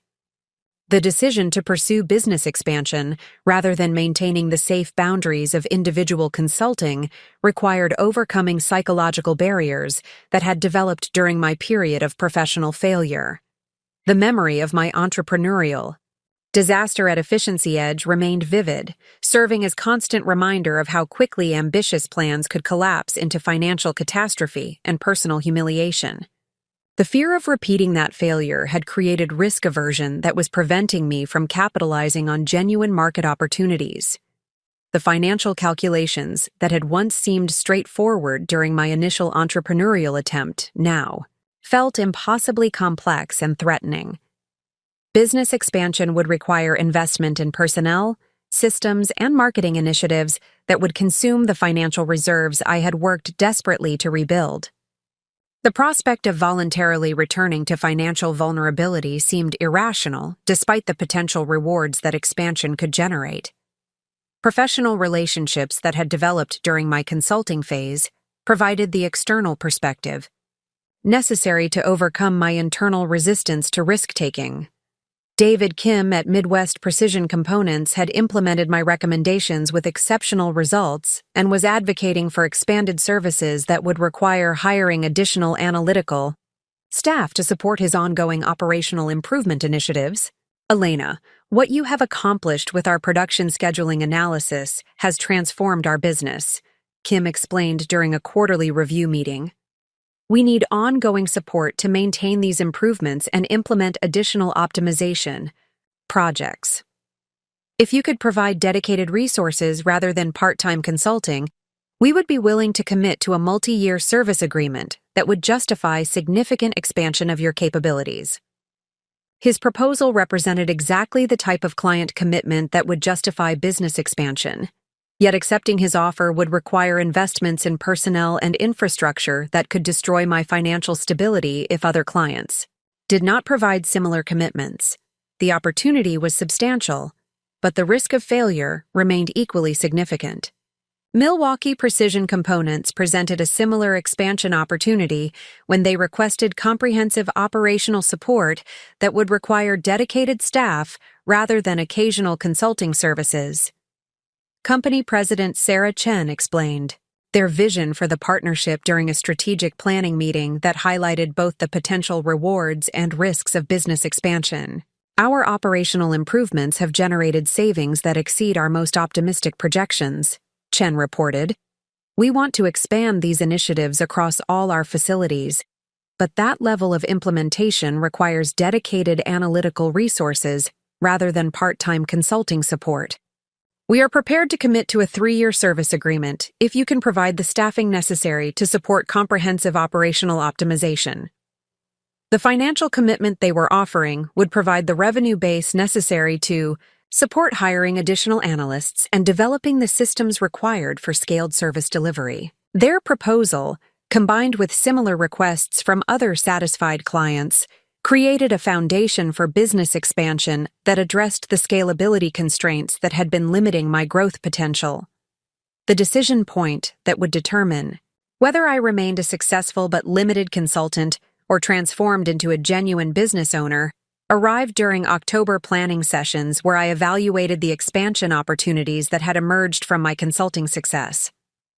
The mathematical analysis of potential revenues and required investments demonstrated that expansion was not only feasible, but potentially highly profitable if executed effectively.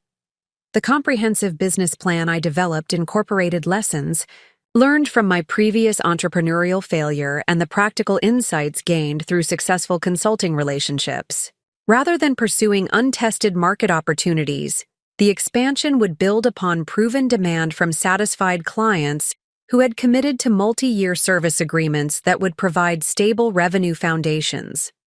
The expansion model emphasized systematic service delivery through standardized methodologies, rather than customized consulting approaches that required extensive time investment for each client engagement.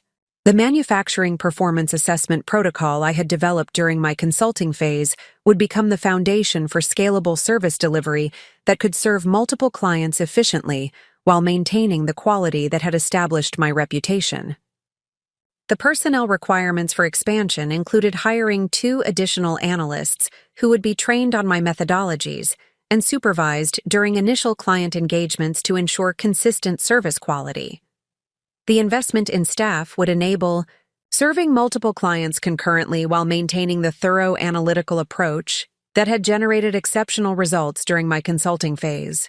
Technology infrastructure requirements included customer relationship management systems, project management software, and financial reporting capabilities that would support professional service delivery at expanded scale. These investments represented significant financial commitments, but they were necessary foundations for sustainable business growth rather than discretionary expenses.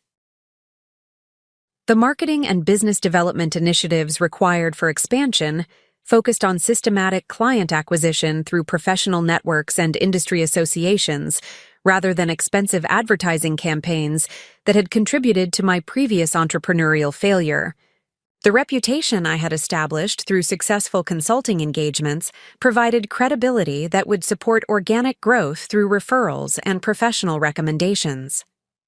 The financial projections for expansion demonstrated potential. Revenue growth from current levels of approximately $15,000 monthly to projected levels exceeding $40,000 monthly within 12 months of implementation.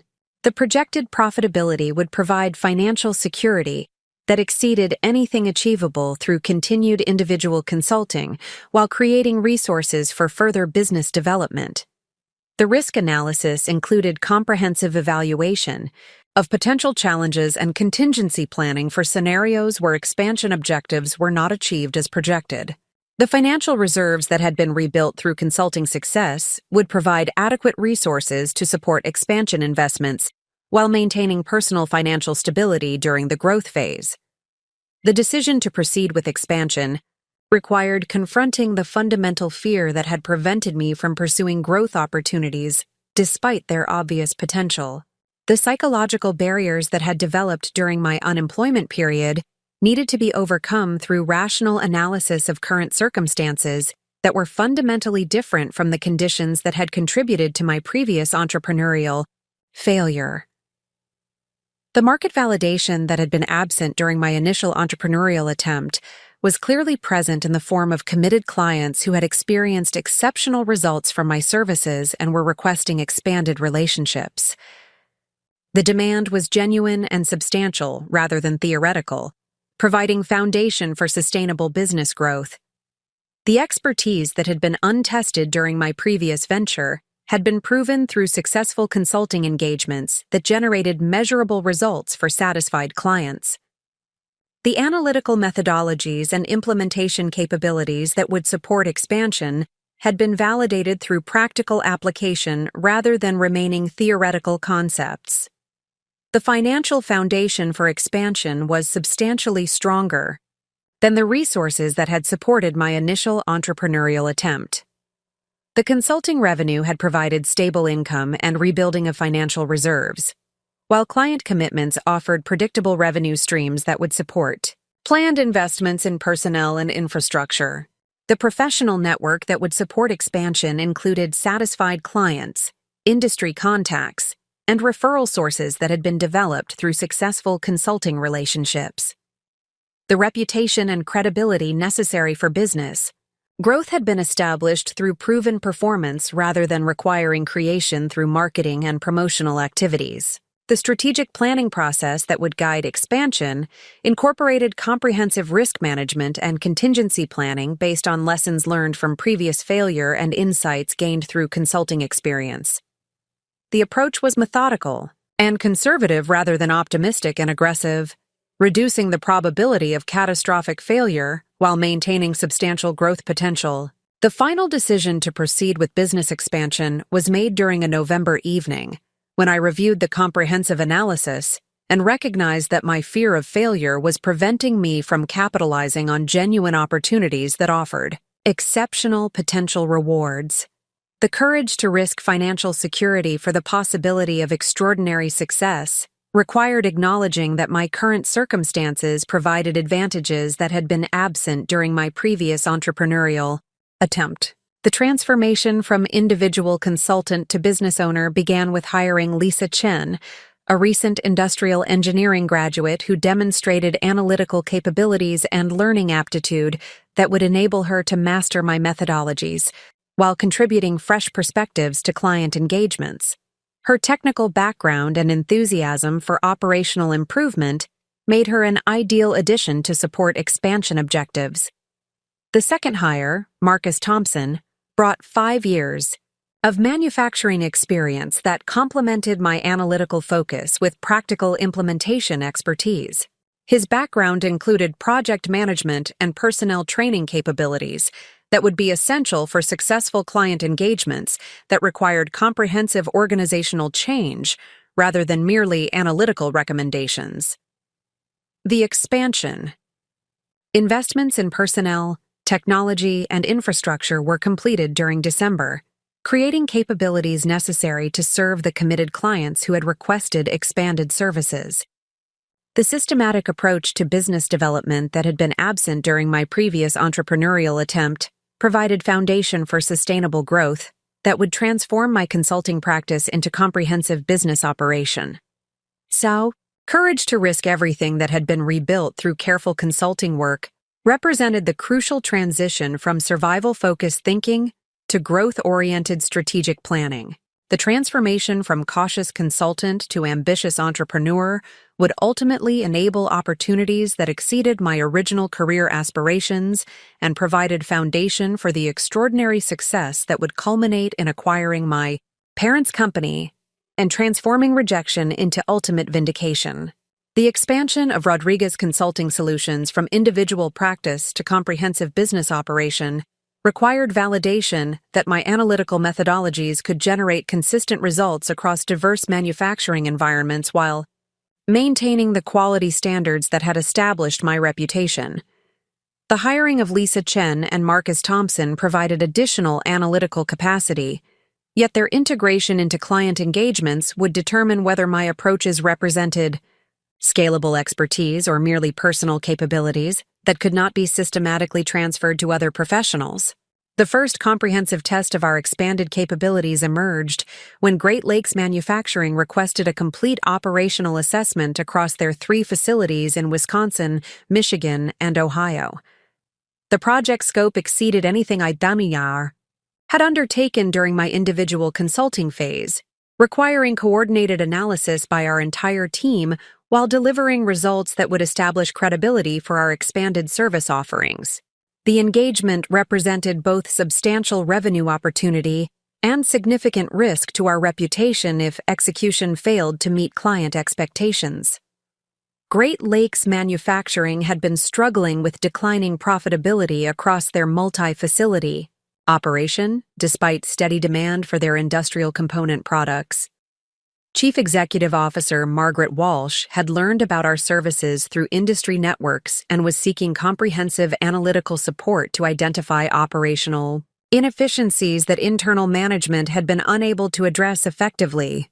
The complexity of coordinating improvements across multiple locations required expertise that exceeded traditional consulting approaches. The preliminary assessment revealed systematic coordination problems that affected procurement, production, scheduling, quality management, and customer service across all 3 facilities. Each location had developed independent processes that optimized local efficiency while creating enterprise-wide inefficiencies that were reducing overall profitability. The solutions would require comprehensive organizational change rather than isolated process improvements. My role evolved from individual analyst to project manager, responsible for coordinating our team's analytical activities while ensuring consistent application of our methodologies across different facilities and operational areas. The transition from personal expertise to systematic knowledge transfer required developing training materials, supervision procedures, and quality control processes that would enable Lisa and Marcus to deliver services that met our established standards. Lisa Chen's assignment focused on procurement analysis across all 3 facilities, identifying opportunities for vendor consolidation and cost reduction through coordinated purchasing strategies.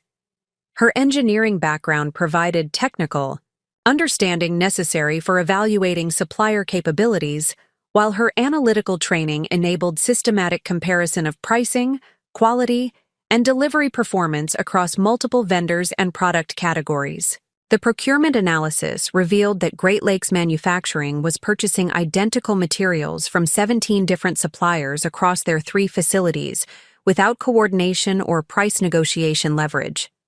The decentralized purchasing approach had created administrative complexity while preventing economies of scale that could generate substantial cost reductions through vendor consolidation and volume-based pricing negotiations.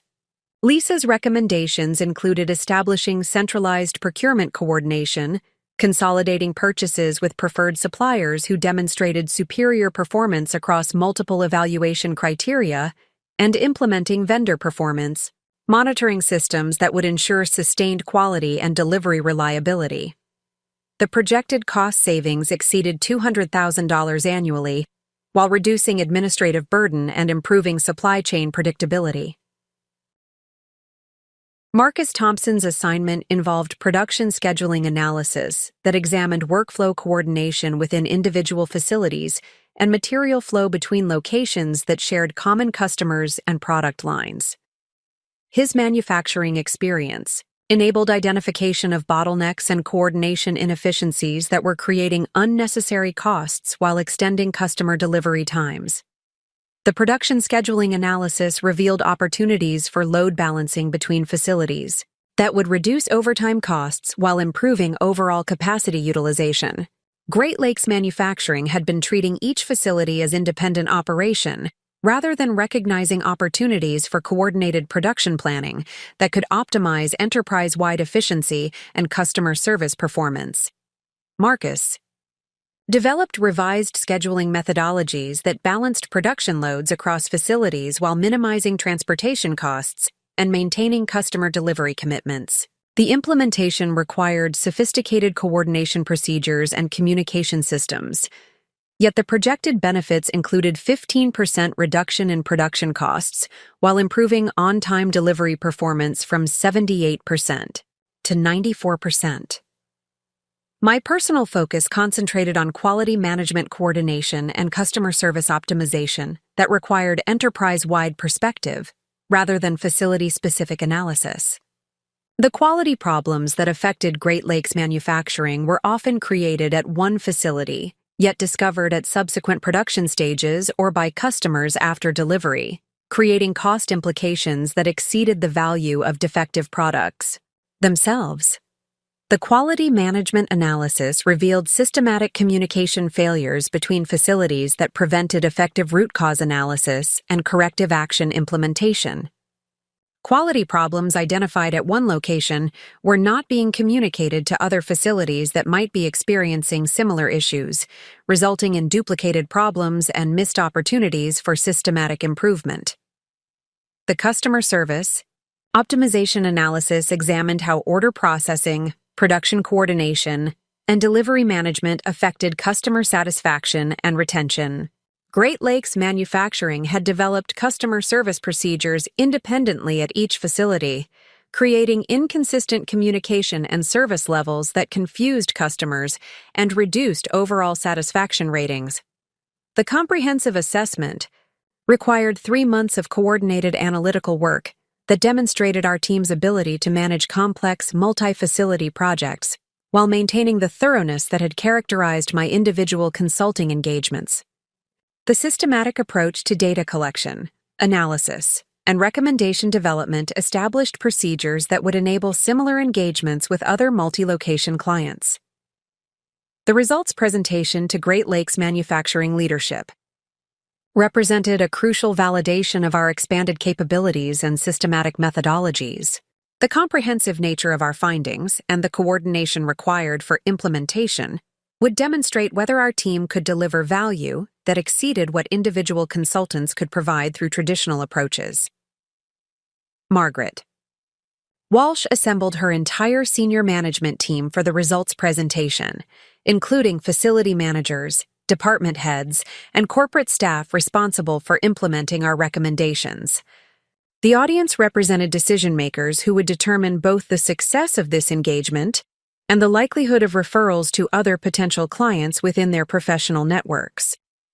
The presentation format incorporated lessons learned from my individual consulting experiences while demonstrating the enhanced capabilities that our expanded team provided. Rather than presenting isolated findings from individual analytical areas, we demonstrated how systematic coordination problems affected multiple operational areas and how integrated solutions could generate benefits that exceeded the sum of individual improvements. Lisa Chen presented procurement consolidation recommendations with detailed cost-benefit analysis that quantified savings opportunities while addressing implementation challenges that facility managers would encounter during vendor transition processes. Her presentation demonstrated technical competence and practical understanding that established credibility with audience members who would be responsible for executing procurement changes. Marcus Thompson's production scheduling presentation included workflow diagrams and capacity utilization analysis that illustrated current inefficiencies while demonstrating how coordinated scheduling could optimize enterprise-wide performance. His manufacturing experience enabled him to address operational concerns and implementation challenges that facility managers raised during the discussion. My presentation focused on quality management coordination and customer service optimization that required enterprise-wide perspective and senior management commitment for successful implementation.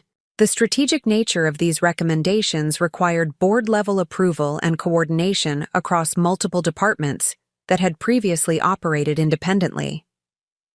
The comprehensive nature of our analysis and recommendations impressed Great Lakes manufacturing leadership, while demonstrating capabilities that exceeded their initial expectations for the engagement. The systematic approach to identifying problems and developing solutions provided confidence that implementation would generate projected benefits, rather than creating additional operational challenges.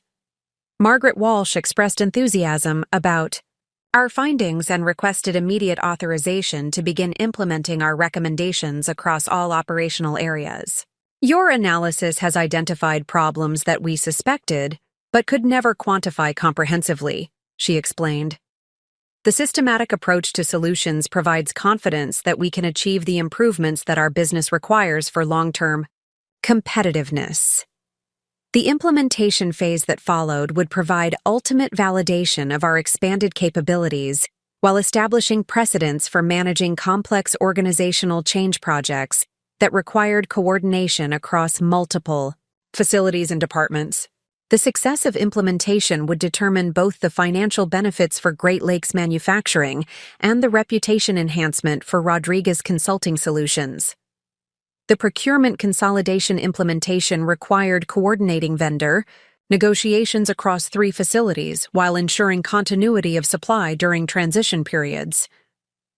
Lisa Chen managed the vendor evaluation and selection process, while facility managers handled local coordination and staff training necessary for successful transition to centralized purchasing procedures. The results exceeded projected cost savings, as consolidated purchasing volumes enabled price negotiations that generated additional benefits beyond our initial calculations. The administrative efficiency improvements reduced procurement staff requirements while improving supplier relationship management and delivery performance monitoring capabilities. Marcus Thompson supervised production scheduling implementation that required comprehensive staff training and system modifications to enable coordinated planning across multiple facilities. The complexity of coordinating production schedules, material transfers, and customer delivery commitments required sustained management attention and systematic monitoring to ensure successful transition. The production scheduling improvements generated cost reductions that exceeded projections while improving customer service performance in ways that enhanced Great Lakes Manufacturing's competitive position within their market. The load balancing between facilities reduced overtime costs while enabling acceptance of additional orders that had previously exceeded capacity constraints. The quality management coordination implementation required establishing communication procedures and corrective action processes that enabled systematic